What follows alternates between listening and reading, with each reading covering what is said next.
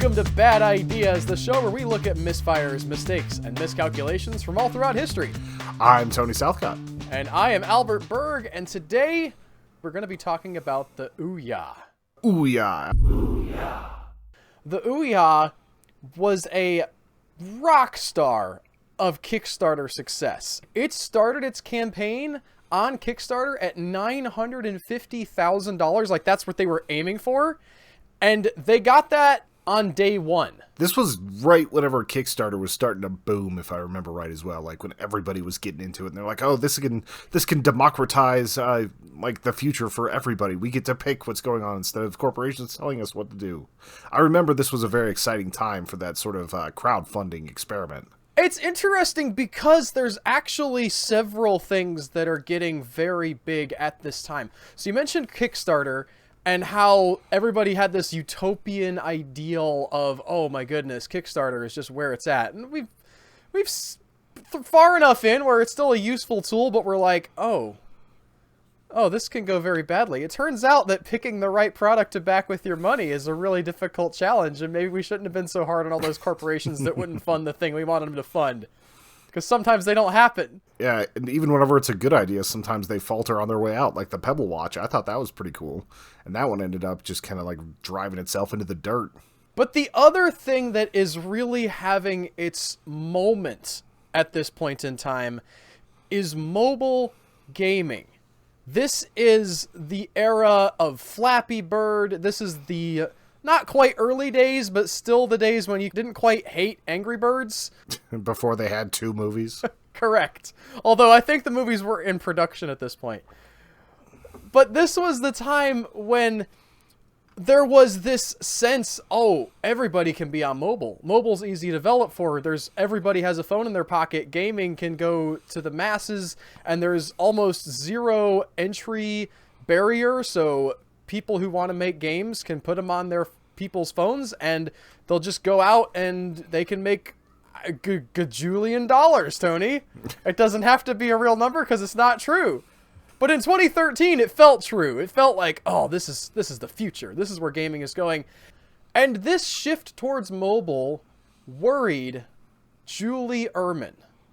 Julie Urhman says to herself, it looks like gaming as a sort of casual activity is leaving the console behind and is going to the phone. And also, it looks like that consoles as they exist, maybe sure they'll still play Halo and Mario and like your AAA titles that spend millions of dollars to get produced, but the indie will be left behind. The small game creator is in danger of dying out. What can we do to revive this idea of having indie games coming out on a platform that you can actually play on your television? And the answer that she came up with for this problem was the Ouya. It feels like it more just got more people into games. Like, I don't know if the assessment of like, oh, these consoles are just going to vanish, even at that time was a good idea. It seemed like it was just more people had something to do while they were out and about. Well, I don't know how to mind read, Tony, so I don't know if that's literally what Julie Urhman thought, but I can tell you that that's what the pitch was. If you go back and you watch the video that kicks off the Kickstarter, she says the word television like 7 times in a minute. It's really awkward at a certain point where you just hear her say games should be played on the television. If you think about it, television is the best way to play games. And she says television enough times where it starts to like mess with your head about, wait, does that still mean what I think it means? Away from the television. It's easier to develop games for those platforms from the television, console for the television, develop a game for a television to get games onto the television, games on the television. I love the television. That's one of my most hated things about my brain is whenever I start questioning if a word actually exists. Well, it turns out television do actually exist. And people were very excited about this idea. The Kickstarter video was very exciting. It pitched a lot of things. It pitched that Minecraft would be available on the console, Tony. It pitched that all of the games would be free to try. And it was going to have a very low price point. We're talking about a device that could be sold for like $100 because it's cell phone architecture that doesn't have to fit inside of a cell phone. It's also like base level cell phone architecture where you're not having to pay for a screen. Like, I don't think it was actually that much more powerful than the original G1 phone. It was not that powerful, and that's one of the complaints people made as it came out. They talked about how that the Tegra 3 was sort of last generation, and they could have put the Tegra 4 in it. Just from personal opinion, I'm going to say that's really not the biggest problem that the Ouya had.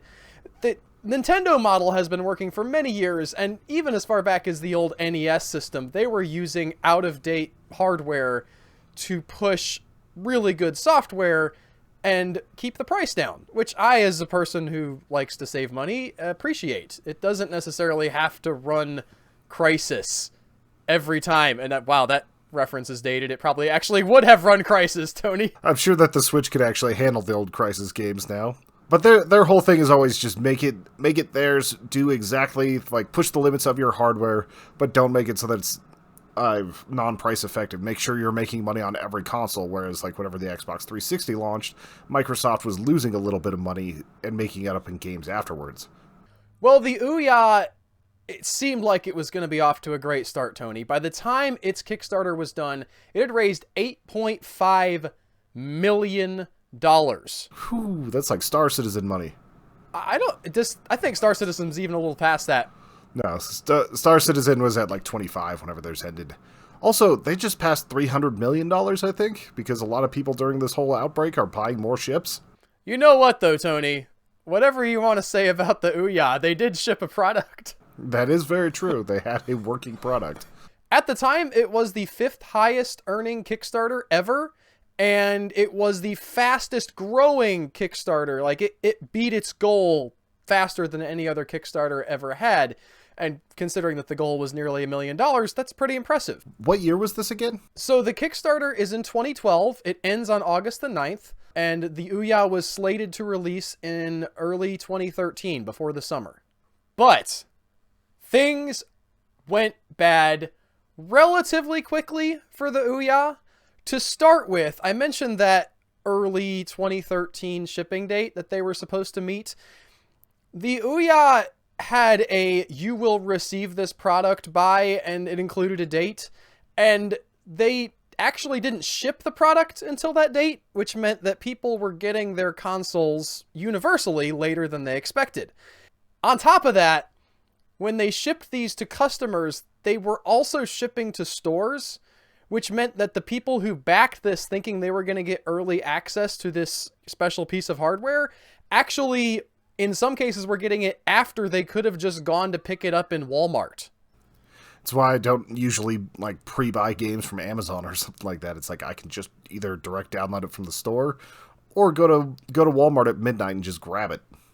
Yes, but I will point out, Julie Urhman had a fix. She said, wow, this was really a bad move, you guys. We're so sorry. Here's what we're going to do. We are going to give you $13.37 worth of store credit on the Ouya store when your Ouya gets there eventually. Because they're elite like that. And I want to point out to people that reference was dated even back in 2013. Yeah, I remember that was a major reference back in the, like, early 2000s, late, like, 90s whenever I was gaming. That was a lot of the elite stuff happening back then. Now, all of this is sort of academic, right? Because the real question is, how did it do? Did people buy the Ouya? And I'm here to tell you, not really. No.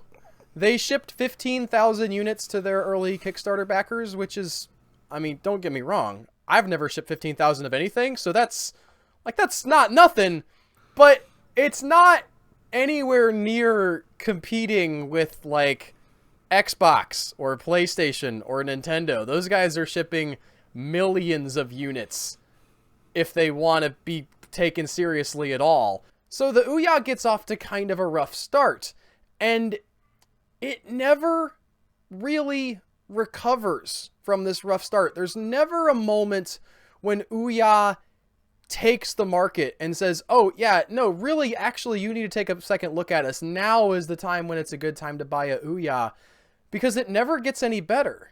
And they try, right? The Ouya people try to gin up some more excitement about their console. They understand that what they need is games. There are plenty of mobile games that have shipped with the console. I say shipped, you know what I'm saying? Like, they're available day one. But when you're clicking through this list of games that are all available free to try, at least initially, and there's not like lots and lots of really good games, then what you do is you get to the end of the list that you want to see pretty quickly. It's the same thing you get with Netflix these days, right? Where you're just like scrolling through your movies and it's just like, don't want that one, don't want that one, don't want that one, don't want that one. And Ouya, you got into some real garbage real fast. And that is definitely the new Netflix model, where it's like, we have this much filler content to make it so it doesn't look like a barren wasteland. It is amazing how much Netflix original stuff there is when you're scrolling through Netflix these days. It used to not be that way, old man Albert says. There wasn't really Netflix original content until House of Cards dropped, and they realized how big of a hit they had and ran with that. Just started making it all over the place.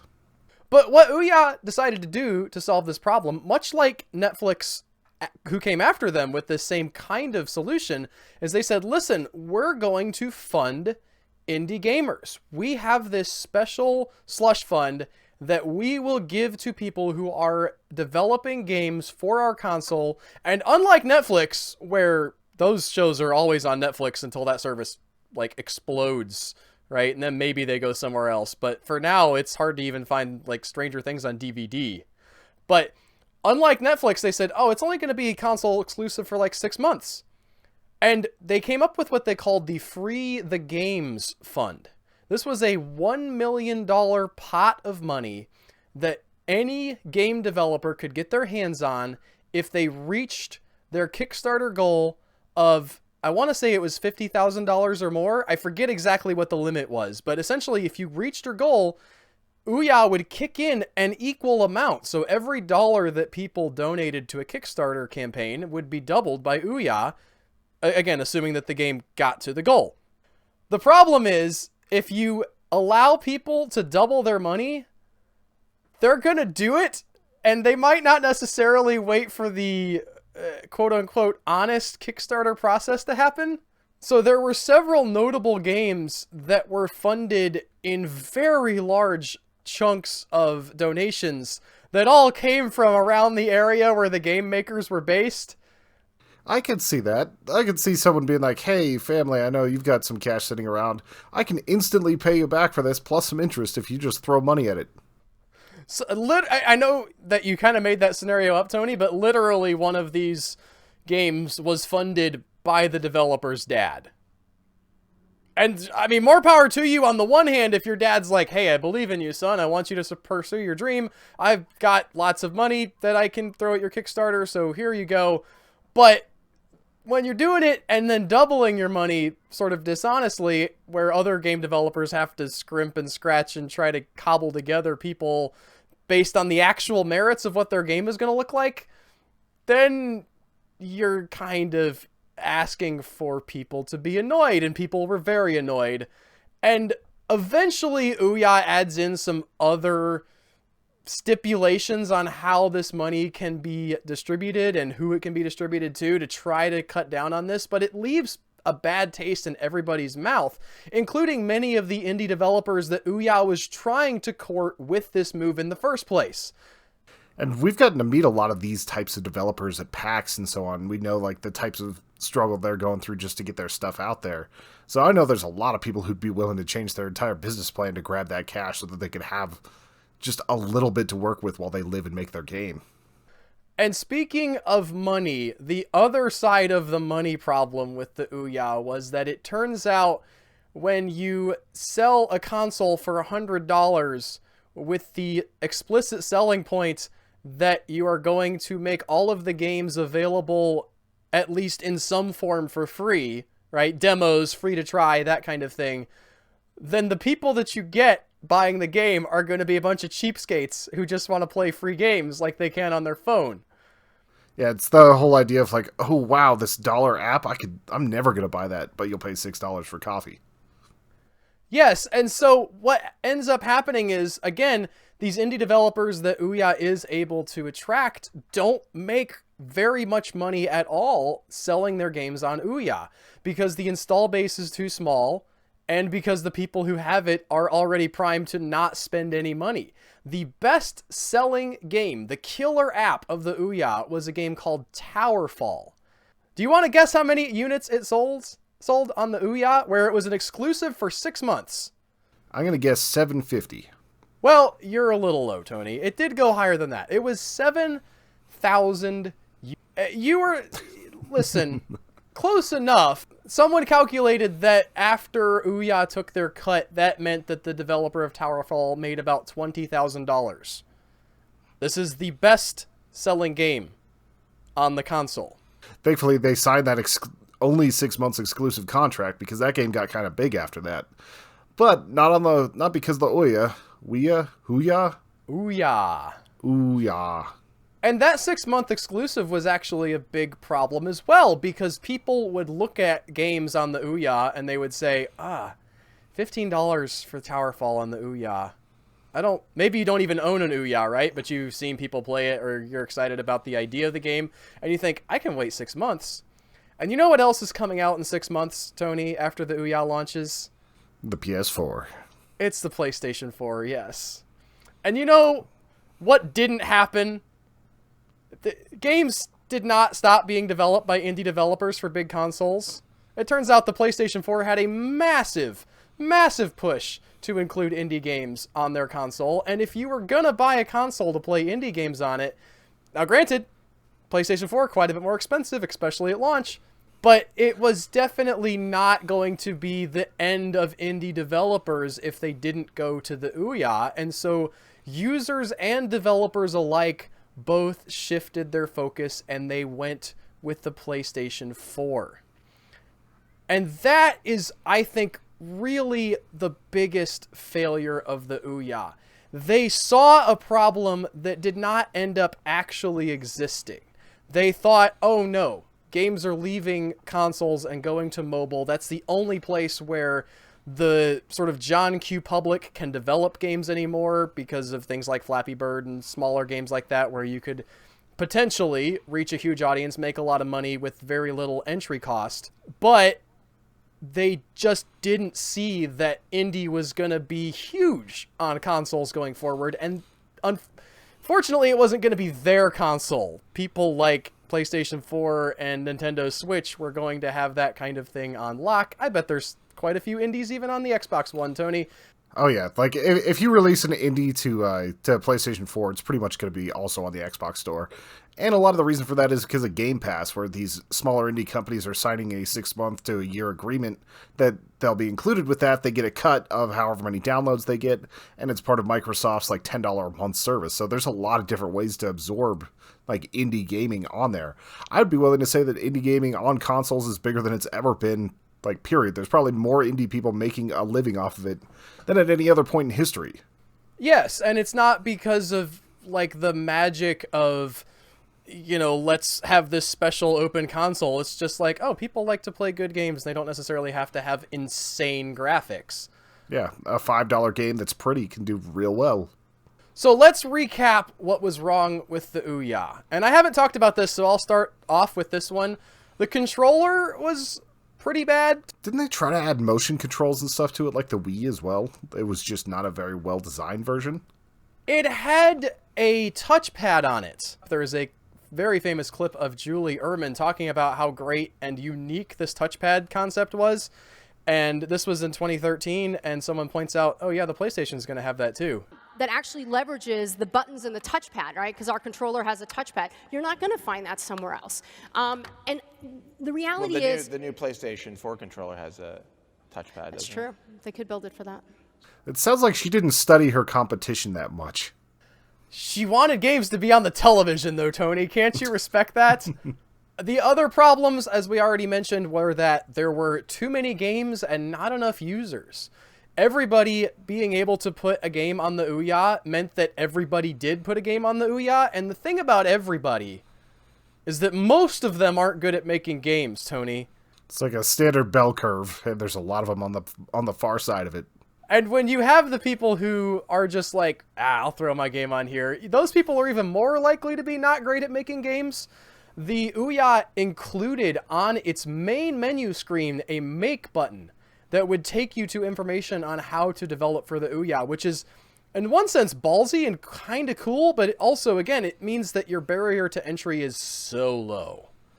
Yeah. And when your audience is also very small, what you end up is a bunch of sort of disgruntled, I'll pick this up and try it kind of people playing crappy games and putting it down, and then just going back to their Xbox 360s. It's also that like the price, the entry point is so low that it sucks that you lost $100, but it's not like a PlayStation where you drop $500 and you feel really, really bad that you're not playing it.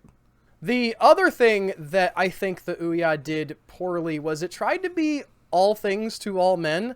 I mentioned that this is a gaming device, but in the initial pitch of the Ouya, it also talked a lot about being very hackable, about potentially being a streaming device. It talked about how you could stream Twitch from it.